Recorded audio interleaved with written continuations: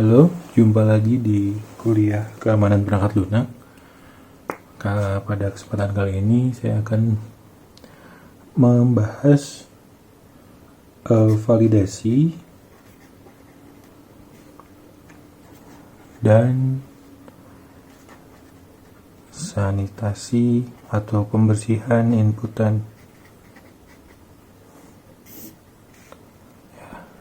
Validasi dan sanitasi atau pembersihan input. Jadi kalau validasi ini adalah mengecek atau memeriksa apakah inputan sudah sesuai dengan ketentuannya, dan kalau sanitasi ini adalah membersihkan inputan dari kalau membersihkan itu dari kotoran, ya ini dari inputan yang tidak sesuai tadi gitu. Nah, ini yang pertama, validasi ini ada, kita harus prinsipnya kita harus membersihkan data yang tidak bisa, yang datang dari sumber yang tidak bisa dipercaya. Data yang tidak dapat dipercaya. Artinya sumber yang tidak dapat dipercaya ini adalah tentu saja inputan user ya, karena kita tidak akan pernah tahu user seperti apa yang menggunakan sistem yang kita buat. Nah, membersihkan data yang tidak dapat dipercaya ini dapat mencegah SQL injection, kemudian juga XML injection. Jadi segala bentuk injection dari data yang diberikan oleh user itu bisa dicegah menggunakan pembersihan data yang tidak dapat dipercaya ini. Oke. Jadi kalau untuk SQL injection ini paling populer dibandingkan dengan XML injection karena banyak sekali digunakan. Contohnya adalah untuk login. Jadi user atau penyerang yang memasukkan atau menginjeksi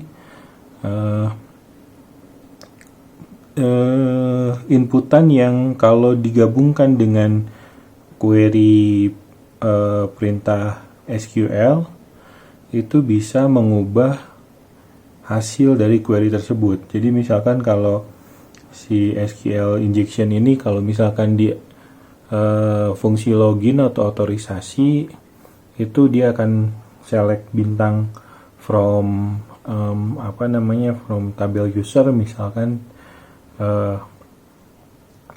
where username sama dengan apa dan username sama dengan apa, password sama dengan apa. Nah, si penyerang itu akan mencoba menginjek atau memasukkan data yang bisa merubah hasil sehingga hasilnya akan kalaupun salah itu akan dianggap benar gitu. Biasanya seperti itu. Untuk XML injection juga mirip dengan SQL injection. Intinya adalah user atau penyerang memasukkan data yang bisa mengubah nilai XML tersebut gitu, ketika dibaca oleh software atau aplikasi yang kita bangun gitu. Oke, nah kemudian nomor 2 adalah kita harus menormalisasi string sebelum memvalidasinya.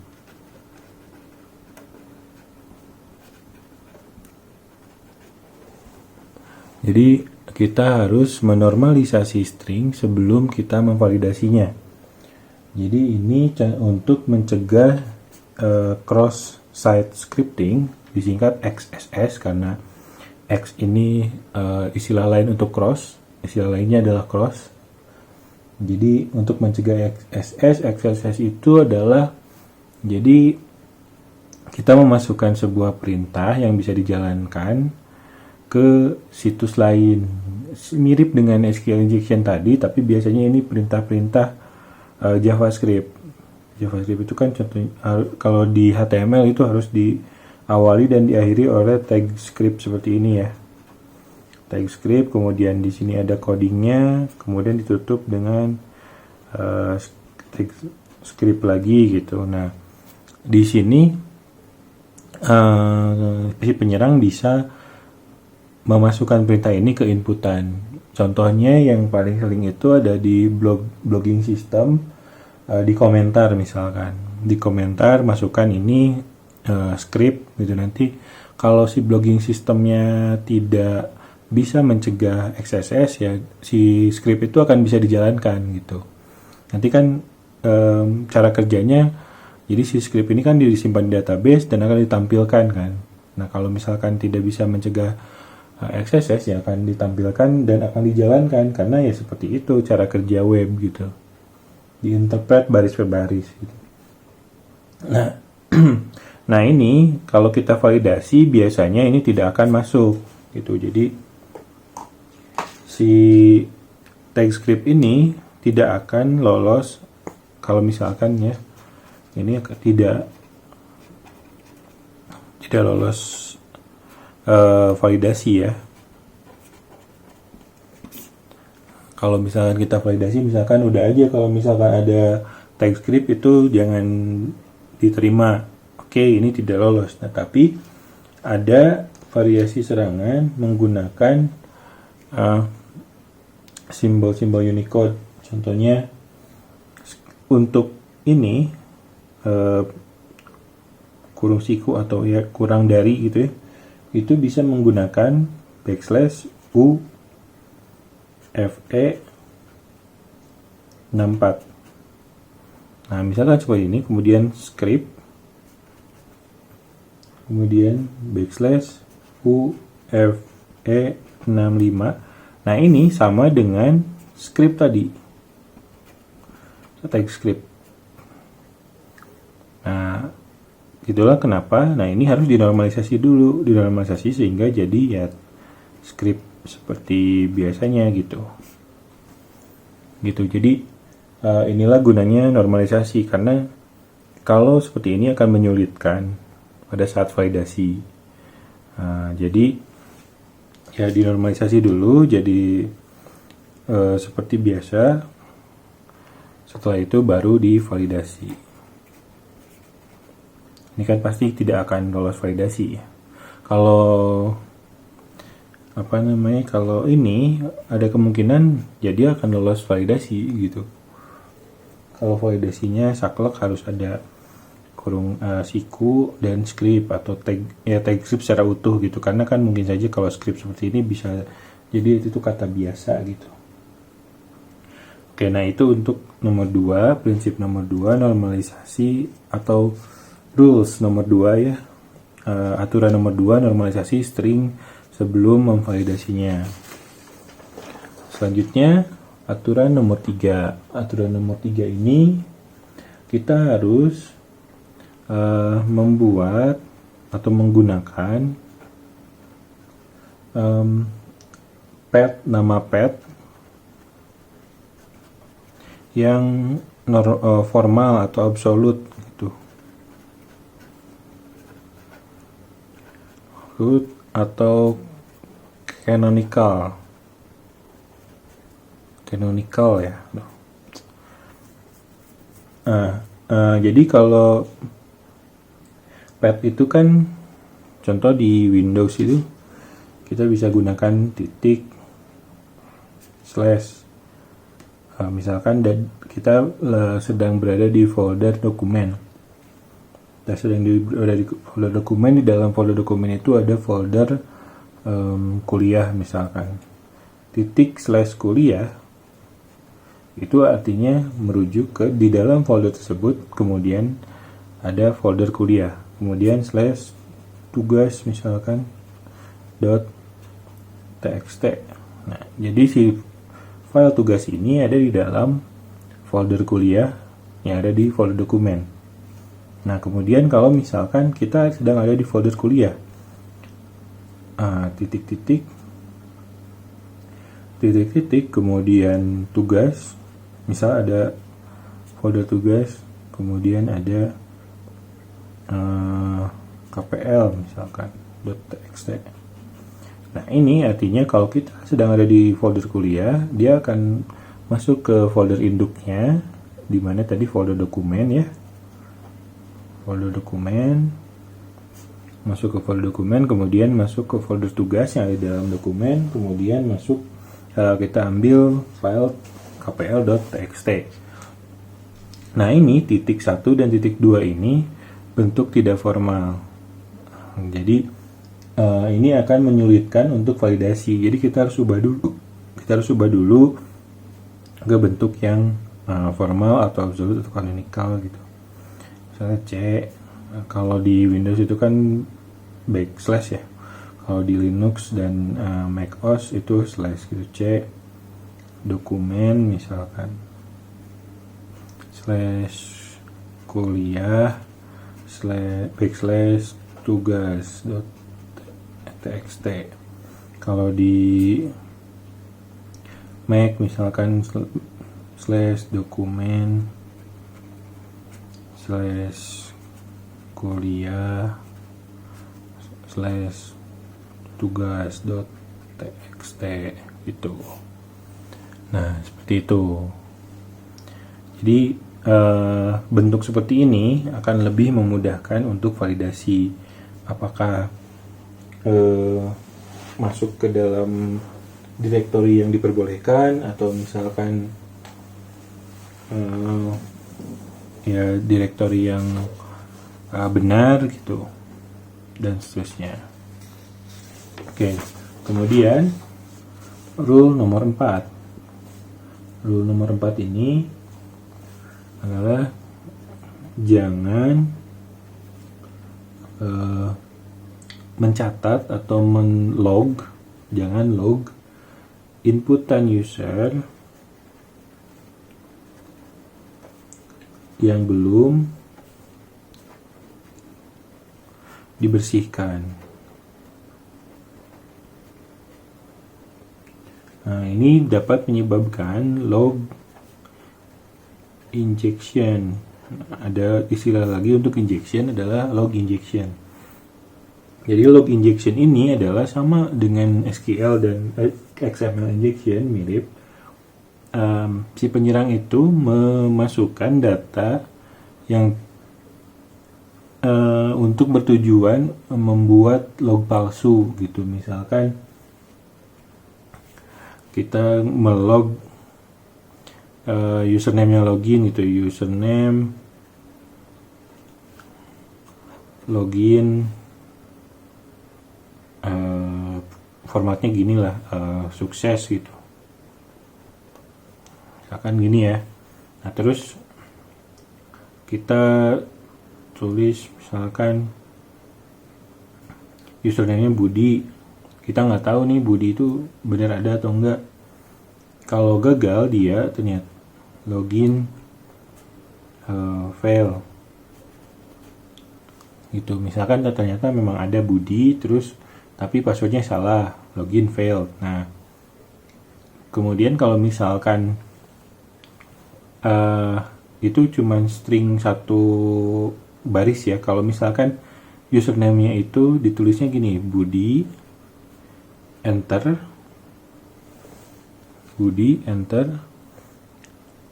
admin login sukses.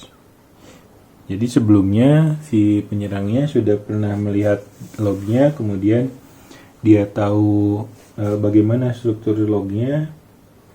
Nah, dia tirukan gitu, sehingga dia bisa membuat log palsu. Contohnya seperti ini. Nanti akan masuknya Budi atau Budi login fail, kemudian enter, admin login sukses, kemudian enter, kemudian Budi lagi misalkan. Nah, di sini kan baru ditambahin login fail. Nah, jadi kan ini lognya jadi ada 3 entry itu. Jadi lognya ya bisa dibilang palsu gitu ya. Ini akan membingungkan juga gitu. Oke, kemudian rule nomor 5. Rule nomor 5 ini adalah batasi ukuran file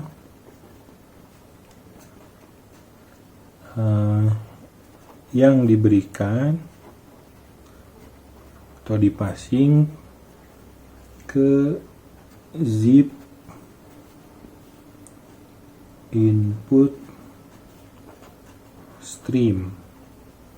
Jadi zip input stream ini adalah kelas di Java yang digunakan untuk membaca file zip. Tahu ya, file zip itu yang untuk dikompresi gitu. Nah, kalau tidak dibatasi, ini bisa mengakibatkan denial of service atau DOS. Jadi ada satu teknik DOS, penyerangan DOS yang disebut dengan zip bomb. Zip bombs. Jadi membom gitu, membom sebuah sistem menggunakan file zip. Tuh. Jadi biasanya mengirim file-file yang terkompresi gitu, misalnya zip, kemudian gzip dan lain-lain gitu. Nah, zip ini bisa dikompresi 200/1. Jadi contohnya 148 MB itu bisa dikompresi menjadi hanya 590 KB. Sangat kecil sekali. Tapi untuk mengkompresnya atau mengekstraknya itu butuh resource yang cukup besar. Untuk skala 10:1 aja juga sudah cukup besar. Apalagi kalau ini 200:1 ya sangat besar ya. Sangat besar, jadi ini mengakibatkan sistemnya tidak responsif, kemudian ya DOS, denial of service, sistem tidak bisa melayani pengguna gitu. Itu untuk zip bombs ya. Jadi kalau misalkan zip bomb itu kalau misalkan kita gunakan file hosting tuh biasanya bisa kita upload file zip kemudian diekstrak di file manajernya web hosting. Kalau yang sudah pernah nyoba web hosting pasti tahu sih. Oke, nomor 6. Nomor 6 ini gunakan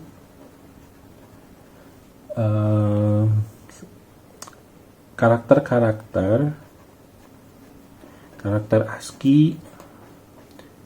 ASCII yang aman untuk penamaan file dan path. Untuk penamaan file dan path. Jadi tidak semua karakter di ASCII itu aman untuk penamaan file atau path. Ada karakter-karakter yang bisa menimbulkan masalah. Di antaranya adalah strip atau dash di awal file atau path itu bisa menimbulkan masalah. Kemudian kontrol karakter seperti enter, kemudian enter new line gitu ya, ada new line, ada carriage return itu dari enter, ada new line, ada carriage return, ada kemudian juga bisa escape, juga ada karakternya. Itu tentu saja bisa bermasalah, bisa mengakibatkan perubahan perilaku dari operating system. Spasi juga hindari kalau bisa. Kalau di Windows sih itu lumrah ya penggunaan spasi di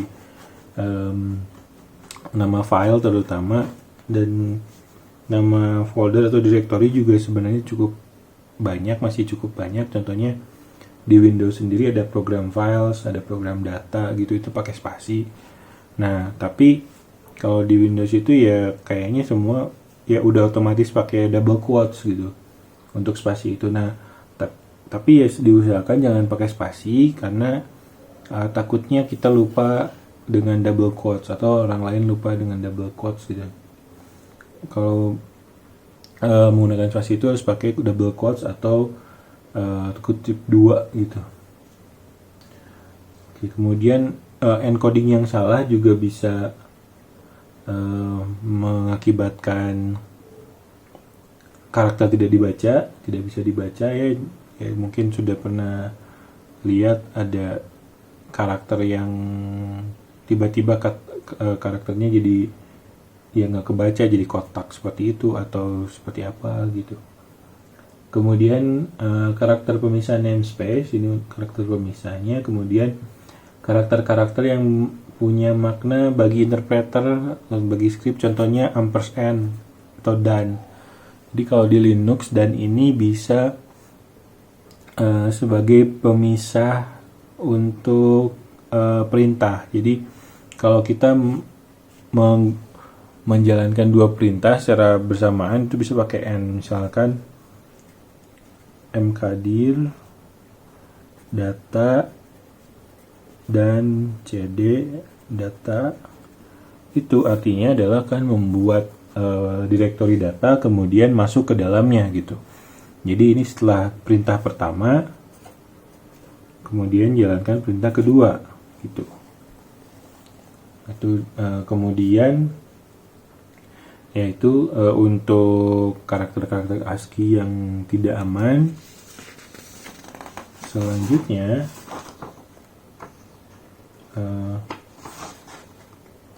rule nomor 7 adalah jangan masukkan inputan user dari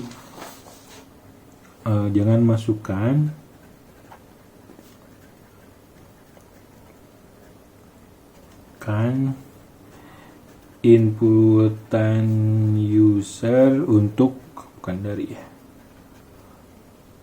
format string. Jadi di Java itu ada metode format di string, contohnya string.format.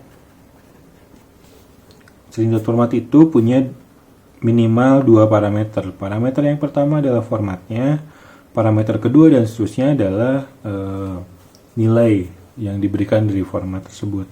Jadi contohnya format itu adalah kalau misalkan kita mau masukkan di sini hello %s, ini %s ini bisa diganti di parameter kedua oleh variabel bertipe string, misalkan nama gitu ya. Nama ini dari user misalkan. Oke, nah itu boleh. Nah, yang nggak boleh hello misalkan ini gini ya, plus nama, misalkan gitu, Anda adalah pengunjung ke %d. %d ini untuk digit. Count. Parameter keduanya adalah count. Nah ini nggak boleh. Jadi si nama ini udah aja jadi kayak gini gitu. Jadi ada 2 parameter, %s dan %d. Yang pertama %s, yang kedua %d. Jadi di sini yang pertama nama dan yang baru ketiganya count. Itu lebih aman gitu. Jadi nggak boleh si parameter itu dimasukkan ke dalam format string. String untuk format gitu ya. Gitu. Jadi si parameternya itu ya dimasukkan jadi parameter untuk format gitu. Formatnya kita tentukan sendiri gitu. Ya buat apa pakai format kalau stringnya tetap pakai concat gitu. Oke, lanjut ke rule nomor 8 untuk validasi dan sanitasi ini. adalah jangan berikan data dari sumber yang tidak bisa dipercaya, ya inputan user itu ya, tidak dapat dipercaya untuk metode runtime.exec. Nah, runtime.exec ini punya parameter adalah perintah sistem operasi ya. Contohnya tadi di mkdir ya, data misalkan. Nah ini kalau misalkan kita masukkan ke sini ya dia akan membuat sebuah directory gitu. Nah kalau user bisa langsung inputan user bisa langsung dimasukkan ke runtime.exec, yaitu akan bermasalah. Ini juga sama-sama bentuk injection gitu. Jadi contohnya tadi kan ada dan ya ampersand. Misalkan nih runtime exec itu mkdir plus directory, yang mana directory ini inputan dari user. Nah kalau directory itu diisinya data aja sih nggak masalah, tapi kalau data dan del sistem gimana? Aduh.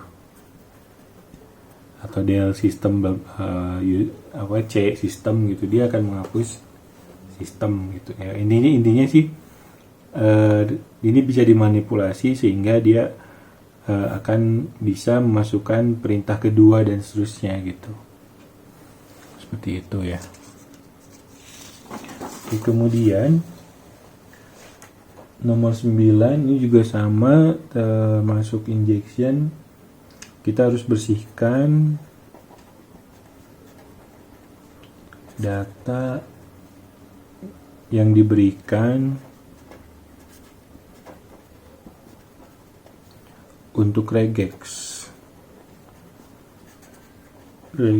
atau regular expression.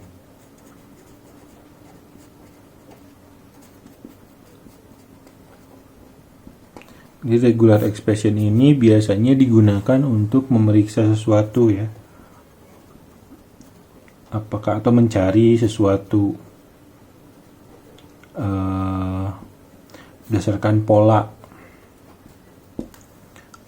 sesuatu. Jadi ini juga sama injection. Kalau misalkan si penyerang bisa memasukkan data, kalau data itu tidak kita bersihkan dulu ya dia bisa melakukan sesuatu. Misalkan regex itu digunakan untuk pencarian, sama seperti SQL injection tadi. Misalkan kita gunakan untuk pencarian, kalau misalkan diinjek dengan ekspresi yang bisa mengakibatkan semua hasil pencariannya muncul, yaitu akan berbahaya. Kemudian nomor 10 ini jangan gunakan metode yang bergantung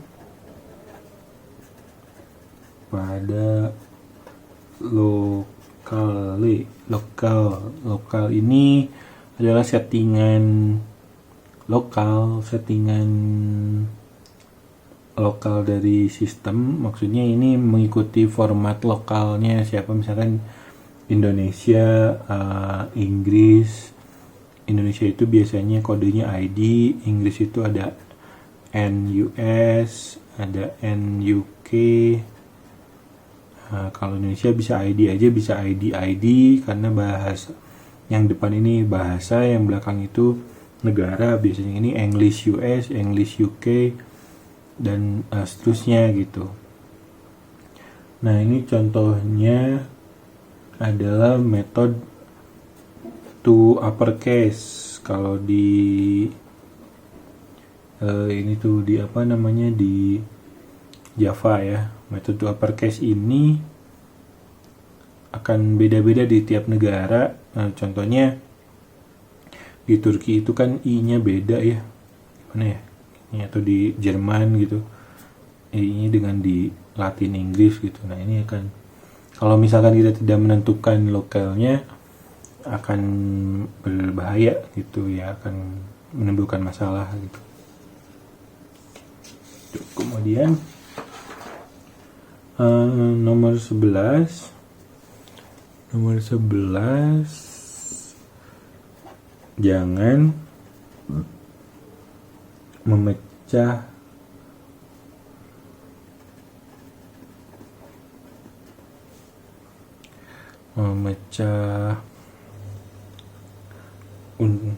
dua struktur data. Jadi ini tuh berlaku untuk byte array, char array. Misalkan kita punya byte array atau char array, ada indeksnya 100, mau dibagi 2 gitu jadi 50, dan 50 ini jangan dilakukan karena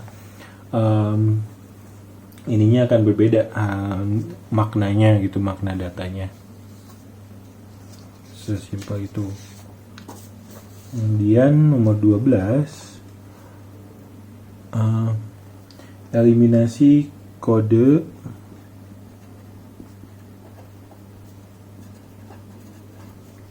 non karakter sebelum validasi.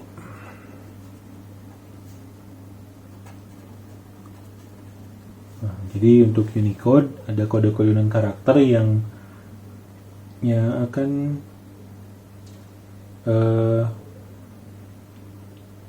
menjadi masalah gitu. Contohnya ada backslash u f e f f. Nah, ini bukan karakter. Ini bisa menyamarkan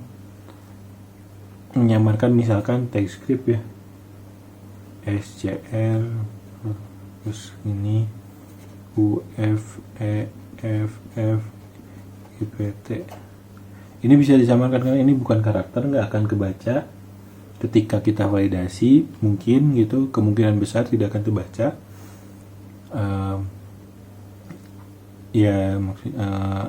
Jadi dia akan lolos gitu, tapi ini tidak berarti apa-apa di interpreter ya, tetap scriptnya dijalankan gitu. Ini mirip dengan yang tadi. Jadi kita harus eliminasi dulu kode-kode seperti ini non karakter sebelum validasi gitu. Oke, kemudian nomor 13,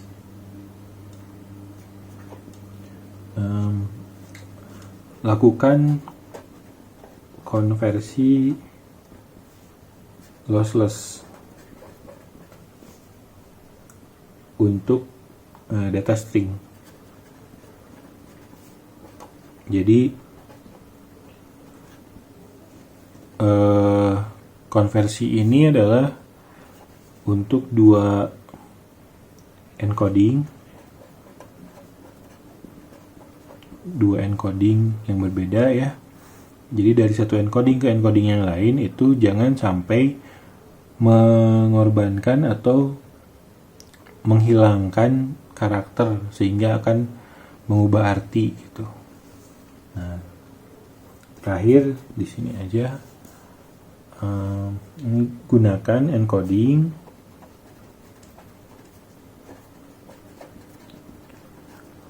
yang compatible.